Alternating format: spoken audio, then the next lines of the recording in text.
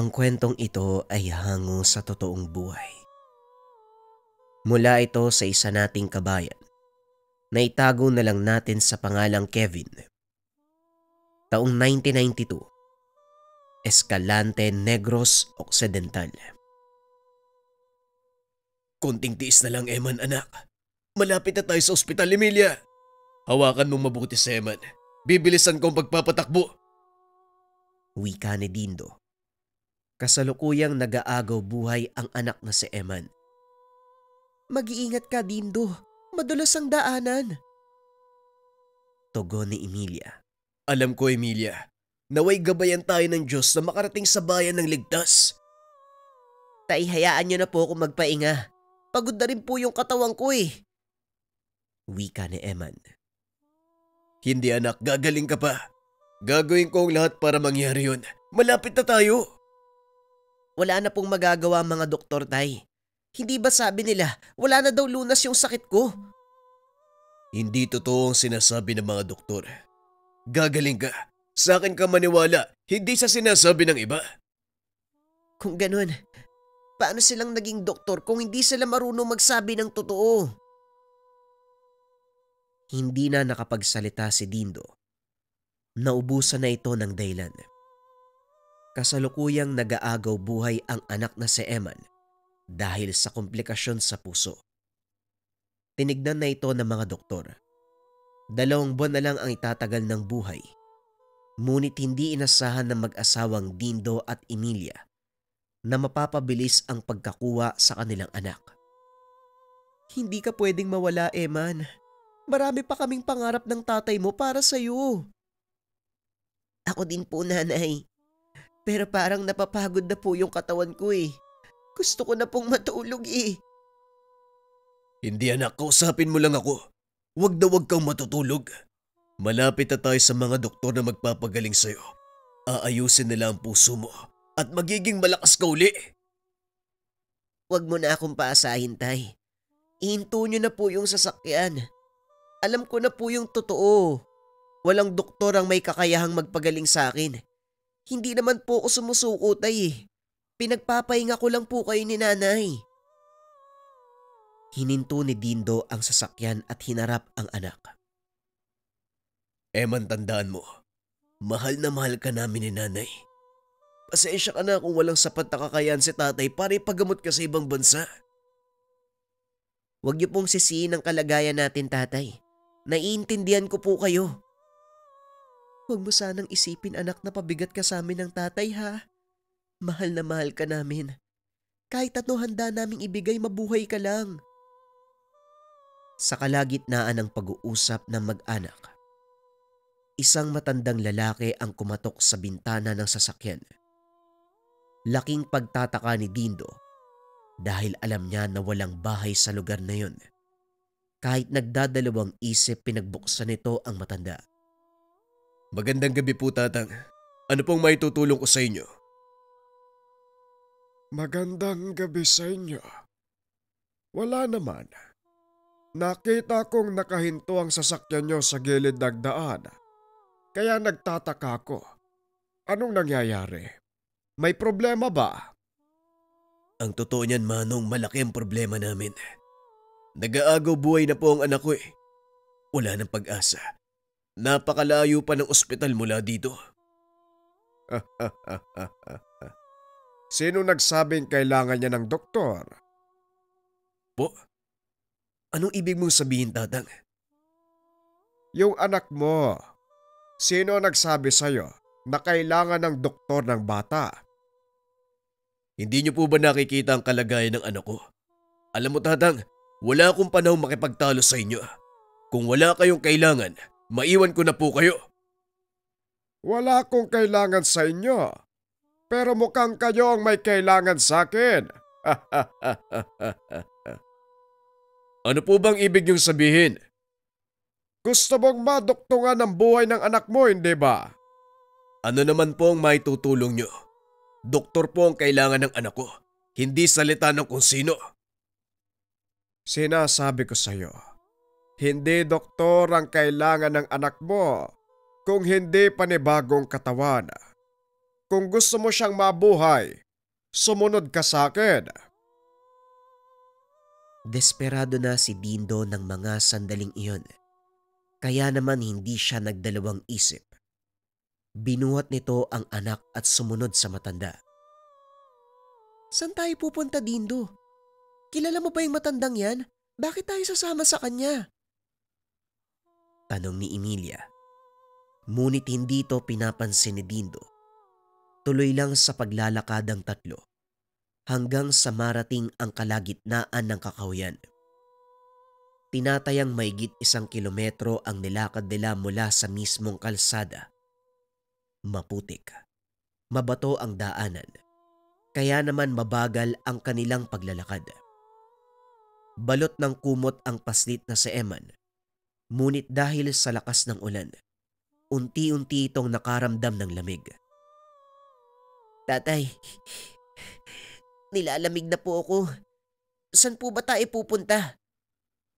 Sasama tayo sa taong to. Matutulungan kanyang mabuhay. Sino po, tay? Yung lalaking puti yung buhok? Hindi anak, yung matandang may hawak na tungkod. Hindi ko po makita eh. Ang nakikita ko lang, tay, lalaki may puting buhok. Nakasuot ng makinang na damit. Nakangiti po siya sa akin eh. Ano bang sinasabi mo anak? Ang mabuti pa huwag ka na magsalita. Manong, malapit na ba tayo? Nandito na tayo. Tumuloy kayo sa aking munting tirahan. Napansin ni Dindo ang malaking yungib sa kanilang harapan. Alam niyang walang bundok sa lugar dahil malawak na kapatagan ang bumubuo sa kanilang bayan. Nasaan tayo Manong? Paano nagkaroon ng kuweba dito? Mamaya ko na sasabihin ang dahilan. Sa ngayon tumuloy muna kayo. Tumatakbo ang oras. Dindo, ano bang ginagawa natin dito? Kanina pa ako nagtatanong, hindi mo ko pinapansin eh. Nag-aalala ako para sa anak natin. Emilia, magtiwala ka lang sa akin. Malakas ang pakiramdam ko. May maitutulong ang taong yan. Hindi ko alam kung ano ang nangyayari. Pero malaki ang tiwala ko sa mga desisyon mo. Sana lang tama ang ginagawa mo. Hindi na nagsalita pa si Dindo. Maya-maya ay narating nila ang isang kubo. Pinapasok sila ng matanda at sinabihang ihiga ang paslit sa papag. Ihiga niyo muna siya. Sandali lang at kukuha ko ng tuyong kumot. Nang sa ganon hindi siya lamigin. Inikot ni Dindo ang tingin sa paligid. Wala naman itong nakitang kakaiba sa kubo. Maya-maya ay lumabas ang matanda at kinumutan ang paslit. Ang sabi niyo sa akin kaya mong tulungan ng anak ko. Paano niyo po gagawin yun? Magtiwala ka lang sa akin. Ako nang bahala doon. Mapalad ang anak mo dahil binigyan siya ng ikalawang pagkakataon. Hindi ko po kayo maintindihan. Pwede niyo po bang ipaliwanag? Malaking oras ang kakainin ko, ipapaliwanag ko pa sa inyo. Manood ka na lang at tignan ang resulta. Ipinapangako ko, mabibigyan ng panibagong katawan ng anak mo. Hinawakan ni Dindo ang kamay ng anak. Ngunit naramdaman nito. Malamig na ang katawan ng bata. Tinignan ng Ginoo ang asawa at ngumiti. Anong nangyari, Dindo? Wala, Emilia. Maimbing na natutulog ang ating anak. Pag-uusap ng dalawa. Maya-maya pinalayo sila ng matanda. Nagsimula itong magpausok. Nagsindi ng kandila at nagsilbing liwanag. Naupo ang matanda sa tabi ng higaan. Nagsimulang mag-usal ng mga salitang hindi maintindihan ni Dindo. Nagpatuloy ang ganong tagpo sa loob ng 1 oras. Pawis na pawis ang matanda. Nang matapos ito ay hinawakan niya ang noo ni Eman. Itapon niyo ang puno ng saging. Puno ng saging. Anak po namin yan, tatang. Hindi yan ang anak niyo. Sundin niyo ang sinasabi ko. Itapon mo yan. Balutin mo sa kumot at doon mo ay daan sa bintana. Bagaman nagdadalawang isip, sinunod ni Dindo ang sinabi ng matanda. Pinipigilan pa ito ni Emilia dahil pakiramdam ng ginang niloloko lang sila nito. Itinapon ni Dindo ang katawan ng paslit sa bintana at nang ilawan niya ito, nagulat ang Ginoo dahil tumambad sa kanya ang puno ng saging na binalot sa kumot. Anong nangyari? Nasaan ang anak ko? Sandali lang. Antayin niyo ang bata. Maya-maya lang ay darating na siya. Ilang minuto nga may napansin si Dindo na naglalakad mula sa kakawyan. Nanlaki mga mata ng mag-asawa nang makitang naglalakad si Eman papunta sa kubo. Hindi makapaniwala ang mga ito na nagawang buhayin ng matanda ang kanilang anak. Tay, bakit po kayo umiiyak? At saka ano pong ginagawa natin dito? Pinagamot ka namin ni nanay. Kaya magpasalamat ka sa... Hindi na naituloy ni Dindo ang sasabihin dahil wala na ang matanda. Samantalang si Emilia naman ay walang malay na nakahandusay sa upuan. Nawala na sa isip ni Dindo ang matanda ng mga oras na yon dahil hindi nito mapigilan ang saya sa muling pagkabuhay ng anak. Sa pagdaan ng mga taon, ito ang mga alaala na bumabalik sa isipan ni Dindo sa tuwing makikita si Eman. Hindi ito makapaniwala na mabubuhay pa ang anak matapos itong mamatay. Maraming taon ang dumaan binata na si Eman at kasalukuyang nagtatrabaho sa isang malaking kumpanya sa kanilang bayan. Hindi akalain ni Dindo na makikita pa ang anak na nagtatagumpay sa kanyang panibagong buhay. Magandang umaga po, Mang Dindo. Nandiyan po ba si Eman? Magandang umaga din sa'yo, Kevin. Pumasok ka muna. Nagbibihis pa yata ang kaibigan mo. Salamat po. Aantayin ko na lang po siya. Pasensya na ha. Ang bagal kumilos ng kaibigan mong yan eh. Oh, mukhang ako na naman yung pinag-uusapan nyo ah. Ang bagal mo daw kasing kumilos. Ano, huli ka na? Si tatay talaga. Sige, mauna na po ako, tay. Huwag ka masyado magpakapagod ah. Huwag ka mag-alala. Hindi naman nakakapagod na magbantay ng tindahan. O sige ho, basta kung napagod ka, isarado nyo po yung tindahan para makapagpahinga.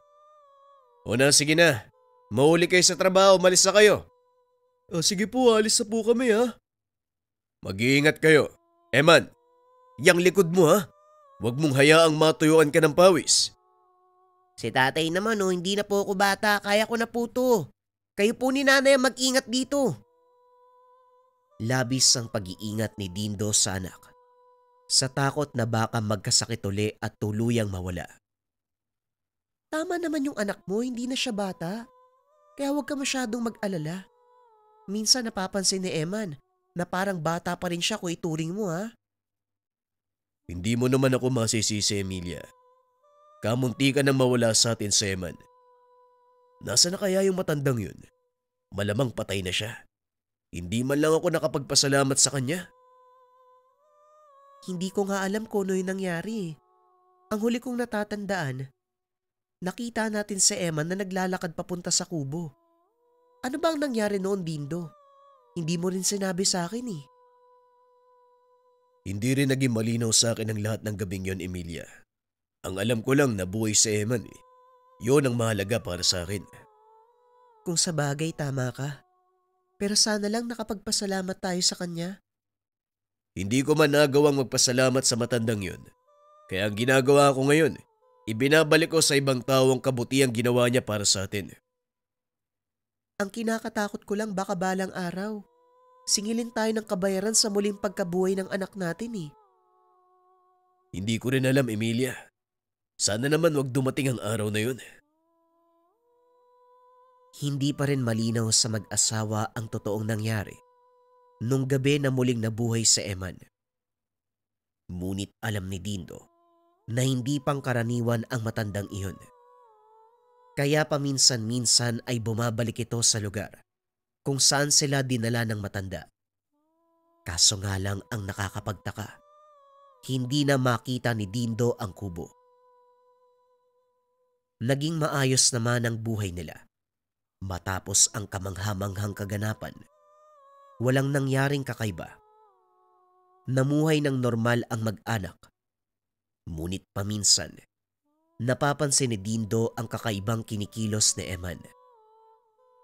Madalas itong nagigising ng 3:00 ng madaling araw, nauupo sa paanan ng malaking puno sa kanilang bakuran.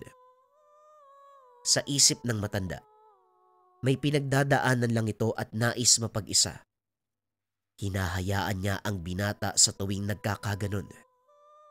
Kaso nga lang isang gabi, narinig niya na may kinakausap si Eman. Nakitang tumatawa ang binata. Alam niya na merong nilalang na kinakausap si Eman. Kaso nga lang hindi niya ito nakikita. Dito na nagsimulang mangamba ang Ginoo. Dahil ang buong akala niya, nasisiraan ng bait ang anak. Ngunit ng mga sumunod na araw, wala namang nagbago sa ugali ng binata.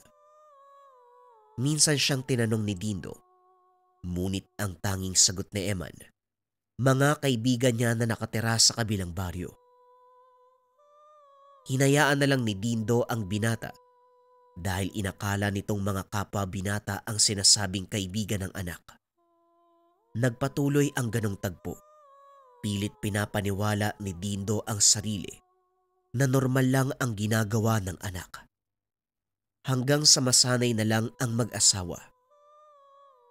Isang gabi, nangyari ang hindi inaasahan.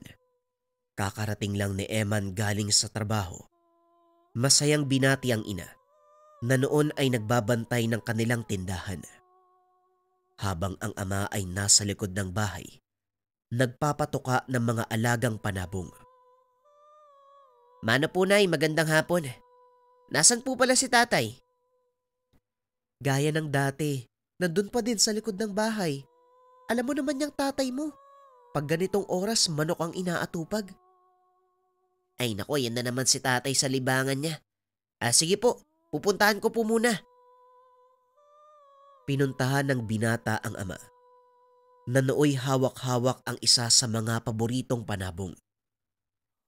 Tay, magandang hapon po. Mukhang kinukondisyon mo na naman yung manok mo . May laban po ba? Meron, maliit na tupada dyan sa kabilang baryo sa Makalawa. Gusto na mga kaibigan kong isali ang mga alaga ko . Minsan lang naman daw kaya pinagbigyan ko na. Ganun po ba, tay? Patingin nga po sa manok nyo. Kinuha ni Eman ang manok at pinagbasdan. Nakita ng binata na mananalo ang manok. Yon ang simula ng sunod-sunod na swerte ng kanyang ama.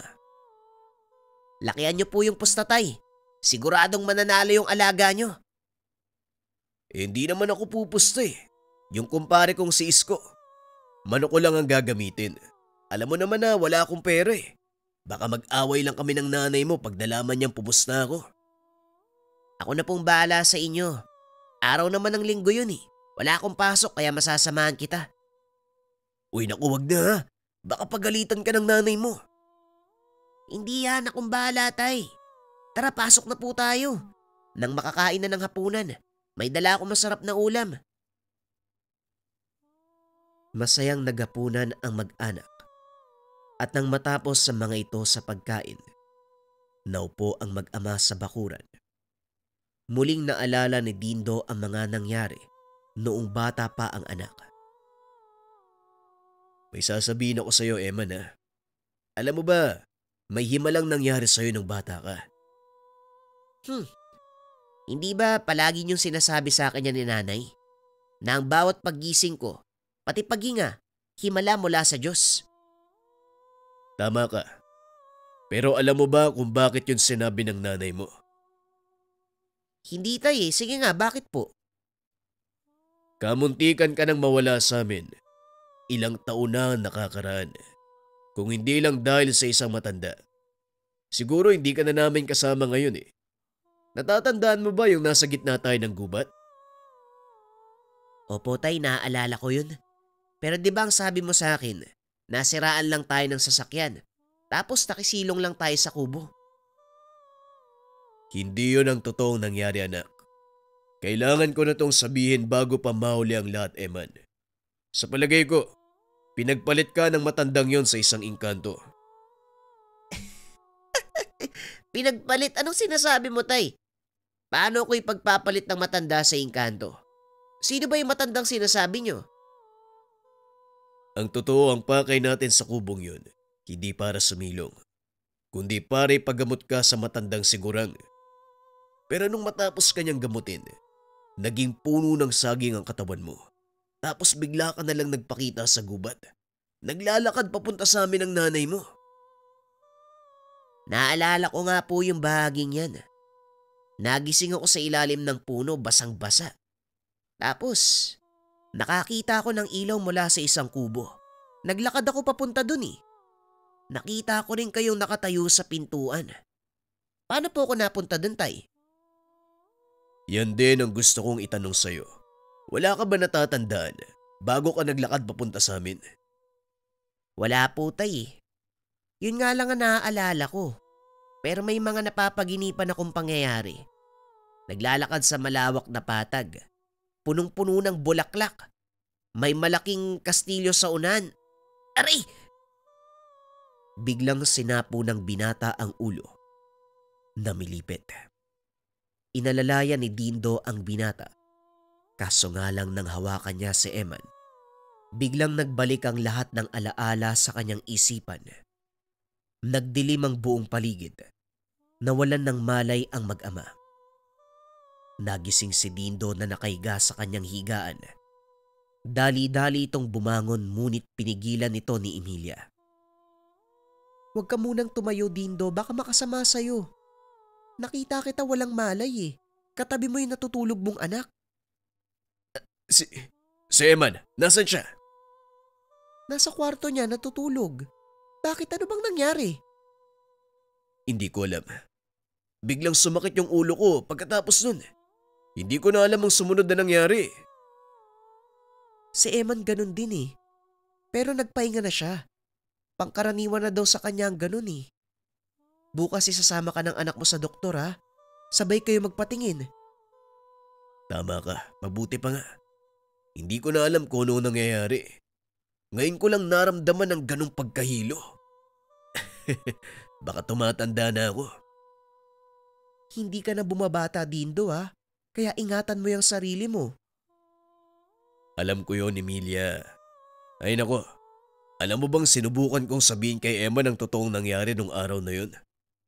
Oh, anong sabi niya? Tinawanan lang ako ni Eman. Hindi nga naman kasi kapani-paniwala ang nangyari sa kanya. Huwag mo nang pilitin pang ipaalam sa kanya nangyari. Hayaan mo nga panahon na mismo maglantad ng katotohanan. Basta alam nating pare-pareho ang totoong nangyari. At sa oras sa tanungin niya tayo, masasagot mo yun. Siguro nga. Hayaan na muna natin si Eman. Pag-uusap ng mag-asawa. Kinabukasan inobserba ni Dindo ang binata. Gaya ng nakaugalian. Sinusundo pa rin ito ni Kevin. Sa pagkakataong iyon, may lakad ang magkaibigan. Naimbitahan ng mga ito sa isang handaan sa kabilang bayan. Ano ba kasi yung pupuntahan nyo, Kevin? Bakit kailangan yung manatili doon ng ilang araw? Kasal po kasi ng kaibigan namin. Inimbitahan kaming maligo sa dagat pagkatapos ng kasal. 2 araw lang naman po, Manong. O sige, mag-iingat kayong dalawa ha. Opo tay, wag po kayong mag-alala. Kayo din po ha. At saka, wag niyo pong kakalimutan yung balato ko. Inipit ko po sa una niyo yung pangpusta ha. Psst! Huwag kang maingay. Mamaya marinig ka ng nanay mo. Yari na naman tayo. Hindi yan. Sasamahan pa nga sana kita eh. Kaso nakalimutan ko may lakad pala kami ni Kevin. Ayos lang. Sa susunod na lang kapag libre ka. Matapos ang pag-uusap, nagpaalam na ang 2 binata. May sariling sasakyan si Kevin at ito ang gagamitin nila papunta sa lugar ng kaibigan. Tahimik ang dalawa sa biyahe hanggang sa mapadaan sila sa lugar kung saan dinala ni Dindo si Eman. Dito kami dati nasiraan ni tatay oh. Tandang-tanda ko pa yung daanan na yan. Diyan papasok. Sa bandang dulo, may maliit na kubo tapo.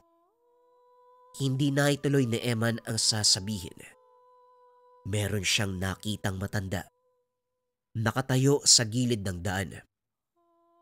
Hoy Eman, ayos ka lang ba? Bakit parang nakatulala ka dyan? Itigil mo nga saglit yung sasakyan. May nakita akong tao dun eh. Hininto ni Kevin ang sasakyan. Kagad bumaba ang binata. Pagkaapak pa lang, nanumbalik ang ilang alaala. Malabo ang mga bagay-bagay, pero tanda niya kung ano ang nakita noong dinala siya ng ama papasok sa kubo. Naaalala ko na. Dito ko nakita yung lalaki may puting buhok eh. Sinusundan ni tatay noon. Ano bang sinasabi mo, Eman? Ano bang meron sa lugar na to? Totoo nga yata yung sinasabi sa akin ni tatay. Pinagpalit ako sa... Aray! Ang sakit ng ulo ko! Namilipit sa sakit ang binata. Dahan-dahang napaluhod. Inalalayan ni Kevin ang kaibigan. Isinakay sa kotse. Hindi na siguro tayo tutuloy, Eman. Hindi maganda ang lagay mo eh. Hindi nagsasalita si Eman dahil sobrang sakit ng ulo. Nang pinaandar ni Kevin ang sasakyan, nagtaka ang binata. Ayaw umandar ng makina. Napatingin ang binata sa labas. Nakita nito ang matandang lalaki. Papalapit sa kanila habang nakangiti.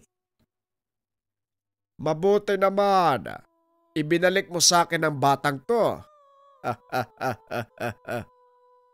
Sandali lang po, sino po ba kayo, Tatang? Biglang bumukas ang pintuan ng sasakyan. Laking gulat ni Kevin dahil tumayo si Eman at naglakad palabas. Kumusta ang kalagayan mo, iho? Masaya ba sa mundo ng mga tao? Oo, apo. Masaya sa mundo ng mga tao. Mabait yung mag-asawang pinag-iwanan mo sa akin. Gusto ko sila. Hindi ka pa maaaring bumalik sa ating kaharian, kaya magtiis ka muna sa katawang yan. Maayos naman po ang kalagayan ko. Wala kang dapat ipag-alala. At isa pa, wala naman akong gagawin sa palasyo. Siguro, magiging tao muna ako. Sige na, Apo Gurang. Alis na po kami. Maraming salamat sa pagdalaw, ha. Mag-iingat ka. Kung kakailanganin mo ng tulong, huwag kang mag-atubiling tumawag. Matapos mag-usap ng dalawa, biglang naglaho ang matanda. Nawalan ng malay si Eman. Dali-daling lumabas si Kevin. Inalalayan ng kaibigan. Iniga niya ito sa likuran at dali-daling nagmaneho pabalik sa bayan. Kaso nga lang ilang sandali pa, nagising si Eman. Nagtanong kung bakit sila bumalik. Ano nangyari? Bakit tayo babalik? Nawalan ka ng malay. Paano hindi ako babalik? Wala yun. Normal lang sa akin ang mawalan ng malay. Pasensya ka na kung natakot ka. Ayos lang ako. Halika na, tumuloy na tayo. Normal para sa'yo. Pero sa akin hindi. Ano ba naman to? Normal ba yun? Bigla nag-iba yung pagkatao mo? Nakikipag-usap ka sa matandang... Sino yun? Apo Gurang? Matanda. Sino matanda? Wala akong maalala, Kevin, ha? Anong pinag-usapan namin? Sabi ng matanda, bawal ka pang bumalik sa kaharian nyo. Ano bang ibig sabihin nun?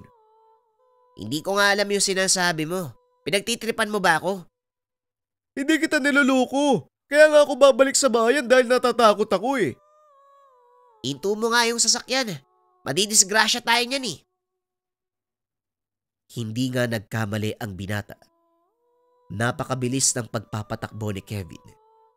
Hindi nito namalayan ang tumatawid na kalabaw. Dali-daling inapakan ng preno. Dumulas ang sasakyan papunta sa gilid ng daan. Bumangga ito sa puno. Tumilapon palabas ng bintana ang binata.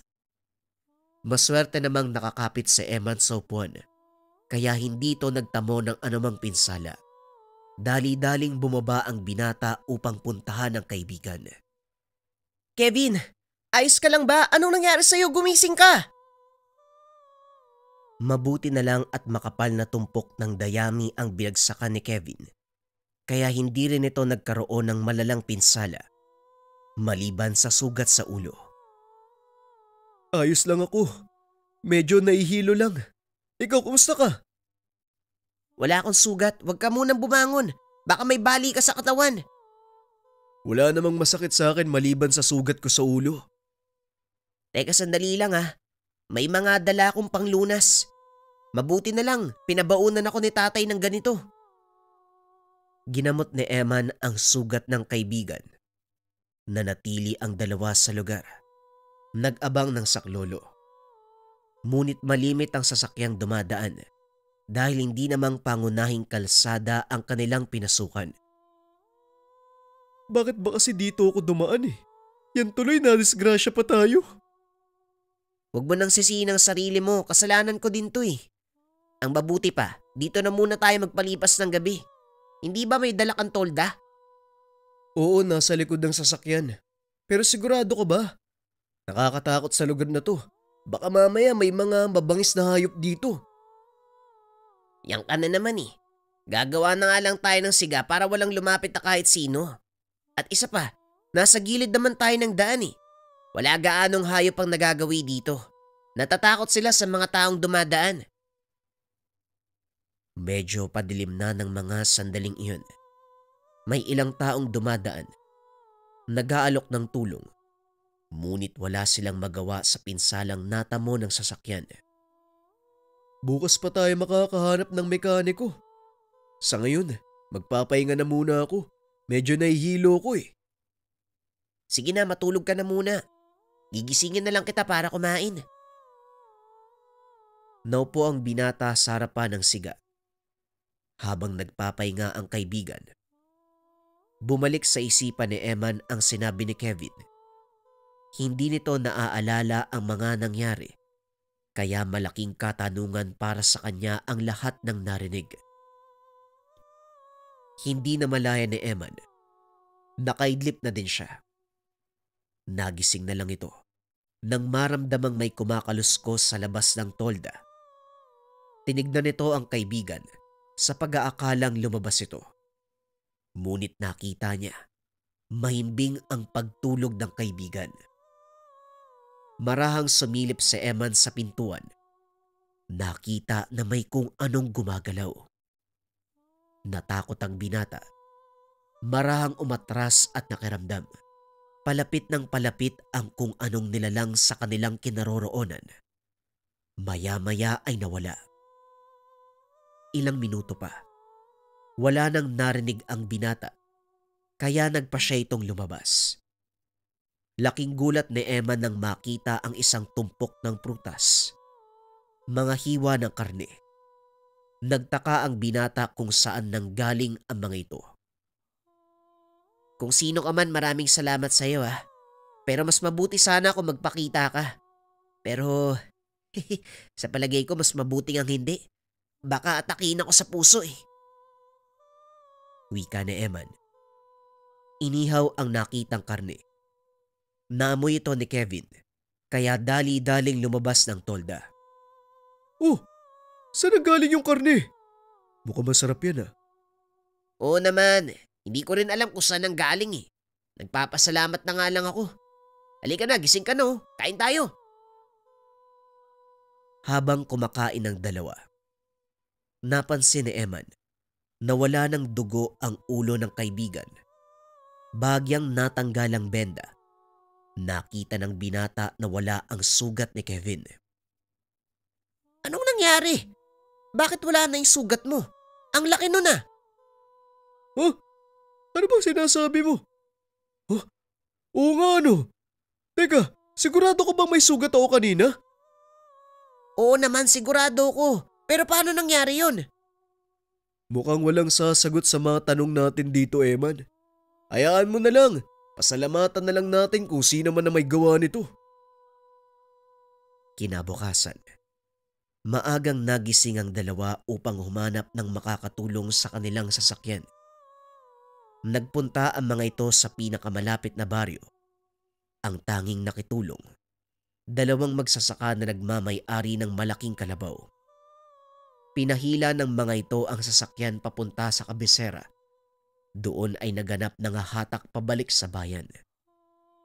Samantala sa tahanan ni Eman, nagtaka si Dindo dahil bumalik ang dalawa. Ano nangyari? Akala ko ba sa susunod na araw pa ang uwi nyo? Kasi tay, nadiskrasya po yung sasakyan namin eh. Mabuti na lang walang nangyaring masama. Sigurado ka ba, Eman? Mamaya hindi kayo sinasabi sa akin, ha? Wala po manong, ayos lang po kami. Malaki nga lang yung pinsala ng sasakyan. Pero maliban dun, wala naman dapat ipag-alala. Mabuti naman kung ganun. Nga pala, Nagkatotoo yung sinabi mo anak ah. Nanalo yung manok ko. eto ang balato mo. Binigyan ko din ng nanay mo. Kaya hindi nagbunga nga nung malaman niyang nagsabong ako. Si tatay talaga puro kalokohan eh. Pero wag niyo na lang sabihin kay nanay kung bakit kami umuwi ng maaga. Siguradong matataranta yun eh. Huwag kang mag-alala, hindi ko sasabihin sa kanya.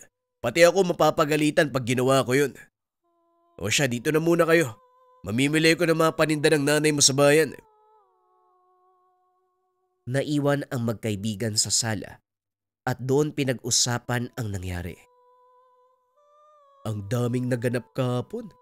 Hindi ko malaman kung totoo ba yun o hindi. O baka nananaginip lang ako.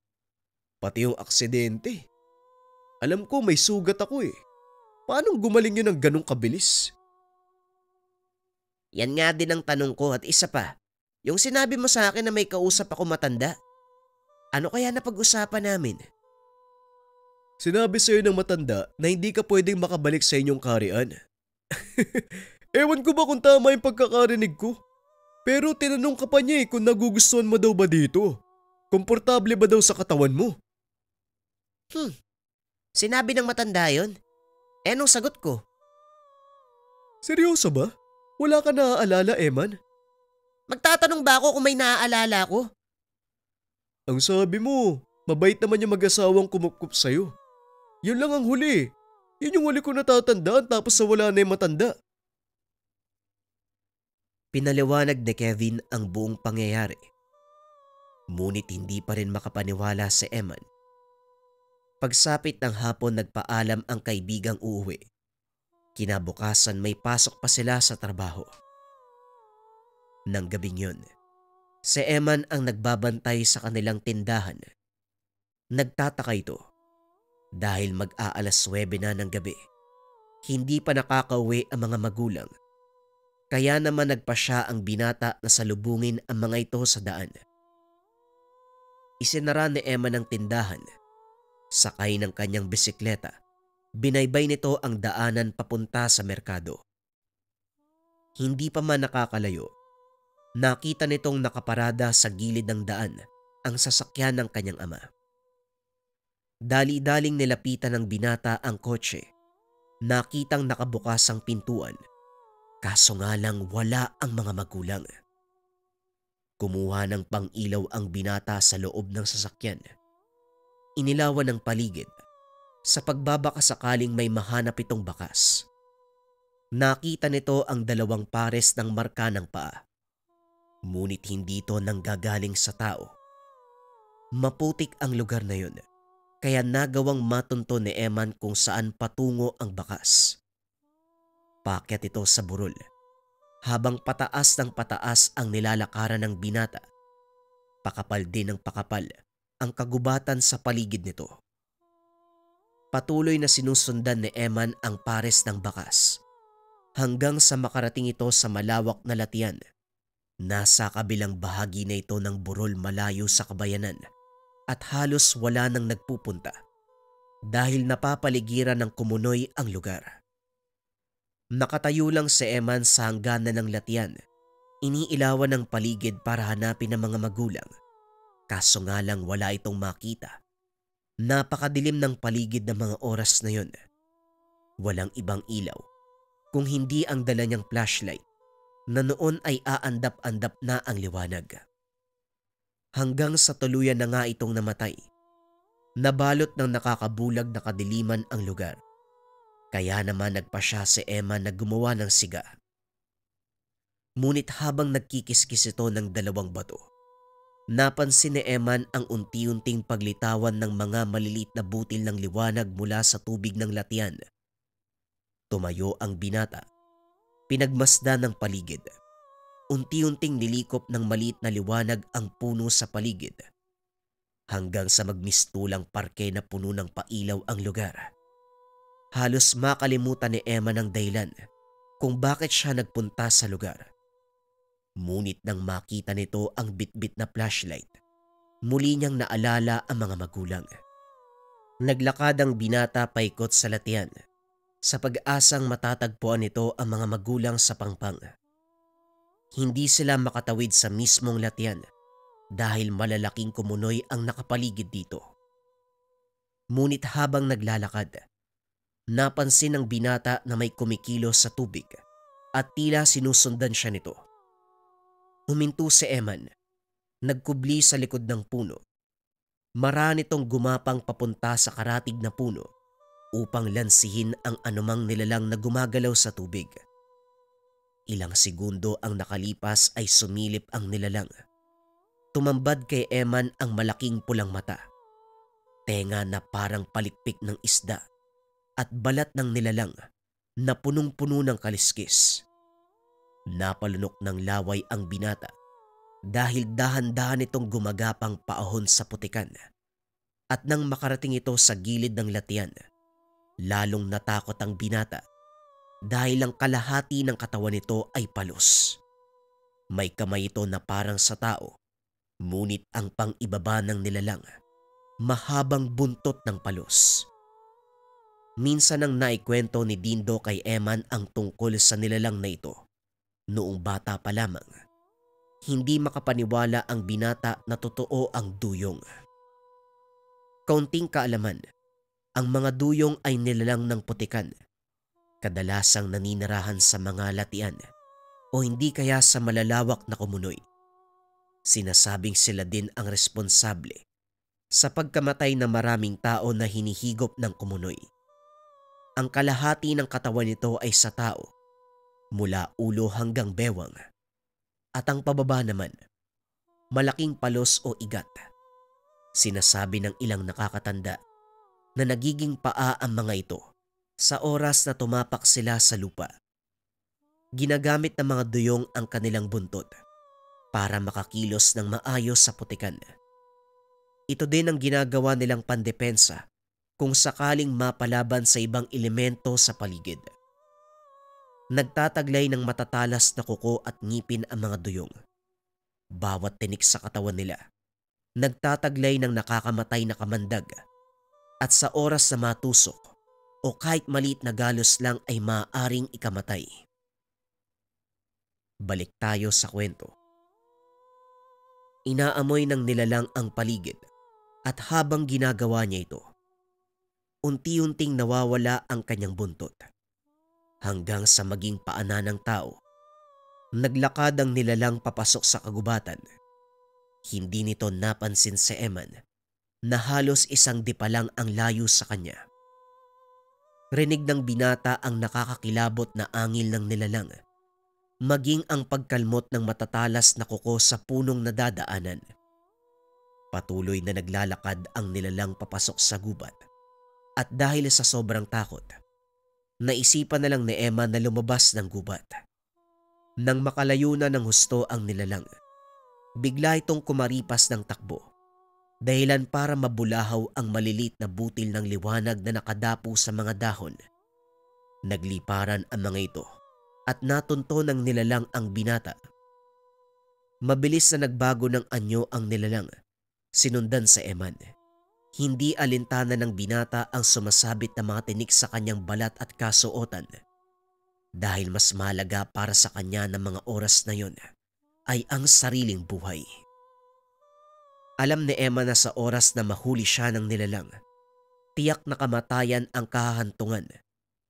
Kaya tumakbo ito sa abot ng kanyang makakaya hanggang sa hindi napansin ng binata na nasa dulo na pala siya ng kagubatan, nahulog sa matarik na pababang daanan. Nagpagulong-gulong ang binata hanggang sa makarating ito sa pinakaibaba. Tumama ang ulo sa bato, kaya naman nawalan ng malay.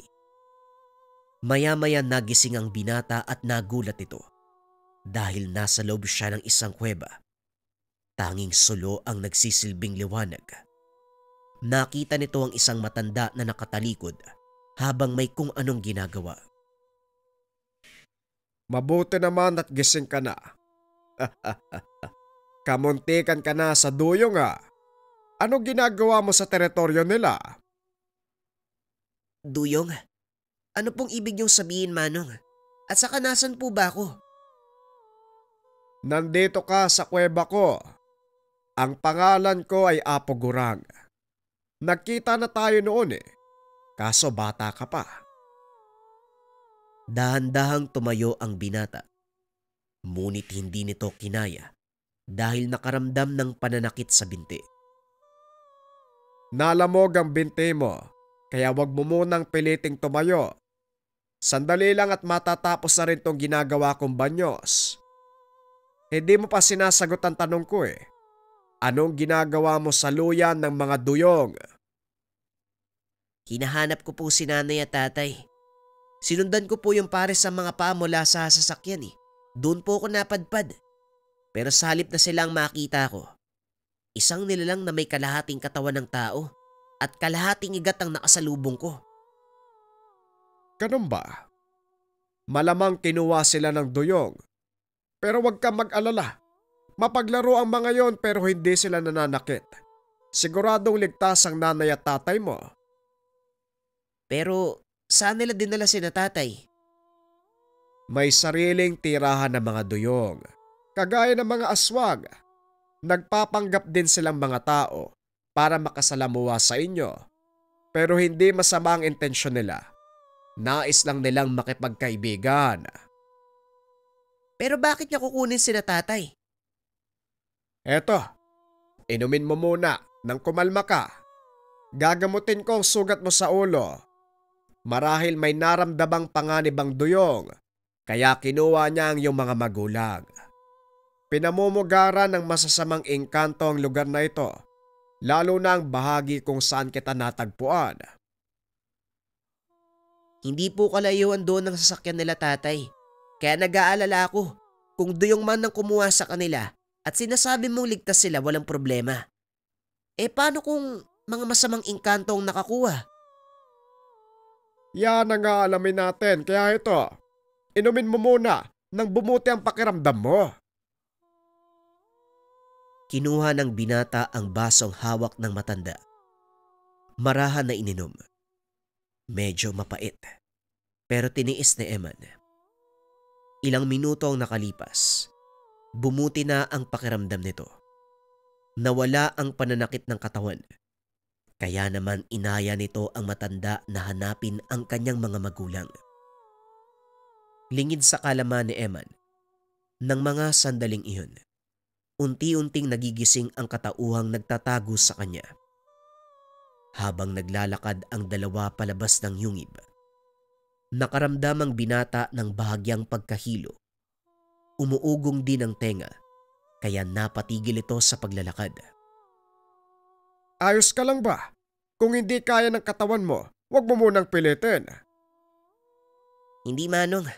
Kailangan ko mahanap sina tatay. Baka kung anong nangyari sa kanila Ganun ba? Kung yan ang pasya mo, walang problema. Halika na. Mag-iingat ka. Matalim ang mga bato dito. Baka masugatan ka. Naglakad ang dalawa sa kagubatan. Sa hindi kalayuan nakita ng binata ang latian. Dito ko dinala ng mga bakas Siguradong nandito din sina tatay. Gaya ng sinabi ko sa'yo, kung mga duyong ang nakakuha sa kanila, naroon ang mga magulang mo sa tahanan ng mga nilalang. Halika, malapit lang din sa luyan ng kanilang kubo. Huwag kang mag-alala. Kilala ko mag-asawang duyong na nakatira dito. Walang nagawa ang binata, kung hindi sumunod kay Apo Gurang. Ilang minuto ang nakalipas. Narating nila ang maliit na kubo. Nasa tabi lang ito ng latian. Laking gulat ni Eman dahil narinig niya ang malakas na halakhak ng ama. Boses si tatay yun ah. Halika Manong, sigurado kung si tatay ang narinig ko. Sandali lang. Maghinay-hinay ka. Baka magulat ang mga duyong at masaktan ka nila. Naunang maglakad ang matanda papunta sa kubo. Kumatok ito ng 2 beses. Nagsalita sa hindi maunawaang lengguwahe. Maya-maya pinagbuksan ito ng isang matandang babae. Napangiti nang makita si Apo Gurang. Kagad siyang pinatuloy ng matanda. Sandali lang Nimpa, may kasama ako. Mukhang siyang anak na mag-asawa niyong panauhin. Kuya, nararamdaman kong hindi siya pangkaraniwang tao. Anong ginagawa niya dito? Bakit mo siya sinama? Sa loob ko na ipapaliwanag. Sa ngayon patuloyin mo muna kami dahil paniguradong nakasunod sa amin ang mga itim na engkanto. Siguraduhin mo lang na hindi siya magdudulot ng gulong-gurang. Alam mo ang aking patakaran. Huwag kang mag-alala, sisiguraduhin ko sa'yo. Mabait ang binatang yan. Magugulat ka sa malalaman mo, kaya patuloyin mo kami. Pinapasok ng matandang babae si Eman at Apo Gurang. Nakita ng binata. Nakikipag-usap ang ama sa isa pang matandang lalaki. May hawak na manok ang mga ito. Samantalang ang kanyang ina, mahimbing na natutulog sa papag. Tay, maraming salamat, ligtas kayo. Anong nangyari? Bakit kayo napadpad dito? Oh, Eman! Ikaw pala. Mangyari kasi biglang tumirik yung sasakyan ko eh. Medyo luma na rin kasi. Habang inaayos ko yung makina, may mga lumapit sa aming kalalakihan. Pilit kaming isinama papasok sa gubat. Sinabuyan kami ng kung anong pulbos eh. Nawalan nga ako ng malay, pero nagising na lang ako. Nandito na sa kubo ni Dado at Nimpa. Pagpapaliwanag ni Dindo, halatang hindi nito alam ang totoong pagkatao ng mga tumulong sa kanila. Ah, ganun po ba? Salamat po sa inyo, Mang Dado at Aling Nimpa. Walang anuman, iha. Maupo ka muna para makapagpahinga. Hindi na po siguro. Papasanin ko na lang si nanay, kailangan na namin makauwi eh. Hindi kayo maaaring lumabas sa kubong ito hanggat hindi sumisikat ang araw. Mapanganib, mabuti na lang at kasama niyo si Gurang. Dahil kung mag-isa kang napadpad dito, siguradong lalamunin ka ng mga itim na engkanto na nag-aabang sa labas ng aming teritoryo. Habang nag-uusap ang grupo, biglang may kumatok. Narinig ni Eman ang boses ng kaibigang si Kevin. Eman, nandiyan ka ba? Buksan mo, ang dilim dito eh. Akmang bubuksan ng binata ang pintuan. Kaso nga lang pinigilan siya ni Aling Nimpa. Pinasilip sa maliit na siwang. Nakita nito ang isang maitim na nilalang na tanging mata at ngipin lang ang kulay puti. Kaso nga lang wala doon ang kaibigan. Huwag kang magbubukas ng pinto. Mga alingas-ngas sila. May kakayahang gumaya ng boses. At minsan wangis ng mga tao na malapit sa kanilang bibiktimahin. Delikado kung lalabas ka. Hayaan mo silang magwala. Kahit anong mangyari, huwag kang magbubukas ng pintuan. Makinig ka sa kanila, Eman. Sila ang nagligtas sa amin ng iyong ina. Alam kong mabuti sila. Habang nag-uusap ang mga ito, may kung anong tumama sa bubong ng bahay. Laking gulat ni Eman. Mabuti na lang at nagawang yakapin ng ina bago tuluyang matanggal ang bubong ng kubo. Isang malaking pares ng mata ang tumambad sa kanila. Hindi makita ang katawan nito na tila humahalo sa kadiliman ng gubat. Anong ginagawa ng mantiw? Sinasabi ko na nga ba, Gurang? Panganib ang dala ng binatang yan. Yan din ang gusto kong sabihin sa'yo, Nimpa. Hindi nga pangkaraniwang tawang binatang yan. Nananahan sa kanya ang kamalayan ng prinsipe ng mga dewatang bundok. Hindi na nakakapagtaka. Nahahabulin siya ng itim na engkanto. Ngayon wala na tayong magagawa kung hindi lumaban. Hinarap ni Apo Gurang ang binata at nagsalita. Naririnig mo ba ang sinasabi ni Nimpa? Oras na para gumising ka. Exor, ipakita mo sa kanila ang otoridad ng isang prinsipe ng mga dewata. Matapos itong sabihin ni Apo Gurang, biglang nakaramdam ng panghihina ang binata. Sinapo nito ang ulo habang sumisigaw. Parang nag-aagaw ang kamalayan. Naalala ng kung sino. Nakikita ni Eman ang mga pangitain ng kung sino. Maging ang palasyo. Daan-daang mamahaling bato at mga kawal na nakasuot ng makikinang na baluti. Maya-maya ay tumayo ito at sa hindi malamang dahilan, biglang humaba ang buhok ni Eman. Naging matipuno ang katawan. Bahagyang tumangkad. Maligayang pagbabalik, Prinsipe Exor. Ikinagagalak ko kayong makita. Gayon din ako, Apo. Pero mamaya na tayo mag-usap. Mukhang nagwawala ang mga itim na engkanto. Kayo, sino nagbigay sa inyo ng karapatang sirain ang bahay na ito? Wika ng binata habang naglalakad palabas ng kubo. Hinambalos ito ng malaking nilalang. Ngunit nagawa itong saluin ni Eman. Nilingon ito ang nilalang at sa pamamagitan ng tingin, nagawa niya itong paluhurin. Ang lakas ng loob mong atakihin ako. Sino ka sa palagay mo? Patawad, kamalad. Hindi ko kayo nakilala. Ipagpaumanin niyo ang aking kalapastangan. Walang kapatawaran ang ginawa mo. Alam mo ang parusa sa tangkang pananakit sa isang kasapi ng angkan ng Maharlika. Malugod ko po itong tatanggapin. Ngunit hindi ako basta-bastang mamamatay sa kamay mo. Laking gulat ni Exor nang bigla siyang hatawin ng nilalang. Tumalsik ito papasok sa gubat at nahulog sa luyan. Isang sandali lang, muli itong bumalik. Isang malakas sa suntok ang ibinigay sa dambuhalang nilalang. Dahilan para mawalan ito ng balanse. Natumba sa kumunoy. Doon nagpakita ang dalawang duyong. Pinaluputan ng mga ito ang katawan ng mantiw at pilit na hinihila pa ilalim. Hanggang sa tuluyang maglaho ang malaking nilalang sa kumunoy. Nagsipag-atrasan ang iba pang engkanto nang makita ang lakas sa taglay ni Exor.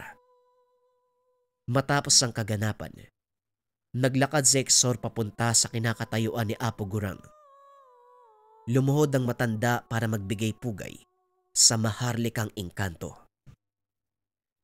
Tumayo ka, Apo Gurang. Ako ang dapat magpasalamat sa iyo. At sa inyo naman, Nanay Emilia at Tatay Dindo. Malaki ang utang na loob ko sa ginawa niyong pagsasakripisyo. Amin ang karangalan. Alam kong una pa lang, hindi ikaw ang anak namin. Pero walang nagbago. Pinakita mo sa amin na ikaw pa din si Eman. Ako pa rin sa Eman, Tatay. Walang magbabago. Maliban na lang sa katotohanan, nananahan ng isa pang nilalang sa aking katawan. Pero wag kang mag-alala. Sa oras na dumating ang tamang panahon, makakabalik ako sa aming karian. Iiwan ko rin ang katawang ito at mamumuhay ng normal sa Eman. Alam ko na dadating ang panahon na yon. Pero sa kasalukuyan, dito ka muna sa amin at hayaang ituring ka naming anak. Salamat, Tatay Dindo. Napakabuti niyo. Matapos ang kaganapan, bumalik sa kanilang tahanan ang mag-ina. Nagulat si Kevin nang ikwento sa kanya ni Dindo ang lahat. Hindi ito makapaniwala na totoo ang kanyang hinala na hindi pangkaraniwan ang kaibigan. Gayunpaman, Hindi naapektuhan ang kanilang samahan. Naging mabuting magkaibigan pa rin ang dalawa. Hanggang sa dumating ang araw, kailangan ng lumisan na Exor. Kabilugan ng buwan ng mga oras na yon, nagtipon ang mag-anak sa tuktok ng burol habang inaantay ang paglisan na Exor sa katawan ni Eman. Ilang sandali pa ang nakalipas. Nagpakita si Exor. Nagbukas ang lantawan pabalik sa kanilang karian. Nakita din nila Dindo at Kevin si Apo Gurang. Nag-iba ang kasuotan. Mula sa pagiging gusgusin, nakasuot ng magarang kasuotan ng matanda at may hawak pang gintong tungkod. Muli nagpapasalamat kami sa inyong mag-asawa. Sa inyo din ni Nimpa. Ikaw din, Dado. Manatili kayong mabuti at huwag papabayaan ang mundong ito. Wika ni Apo Gurang. Noon palang napagtanto ni Dindo, isa palang mataas na pantas ang matanda. Maya-maya humiwalay sa katawan ni Eman si Exor. Hinarap nito ang binata at kinausap. Matagal na panahon ako nanatili sa katawan mo. Pasensya na kung nahirapan ka. Wala yun. Pareho lang naman tayong may pangangailangan eh. Kinailangan ko ang lakas mo at kinailangan mo ang katawan ko bilang kanlungan. Patas lang tayo, kaibigan. Kaibigan. Tinawag mo akong kaibigan. Bakit, may problema ba? Totoo naman, kaibigan kita. Kung tutusin, higit pa nga dun eh. Halos buong buhay ko. Nasa loob ka ng katawan ko. Salamat, Eman. Salamat, kaibigan. Hanggang sa susunod na pagkikita. Paalam, Exor. Hanggang sa muli. Natulala si Kevin na masaksihan sa sariling mata ang sinasabi nilang prinsipe ng mga engkanto. Hindi to makapaniwala na naroon siya ng mga oras na yun. Sa pagtagal ng panahon, paulit-ulit niyang binabahagi sa mga kaapuhan ang pangyayari dahil alam niya na hindi maniniwala ang mga bagong henerasyon. Ginawa niya itong kwentong kababalagan na ipinapaliwanag sa kanyang mga apo. Ngunit para kay Kevin, alam niyang totoo ang lahat ng ito.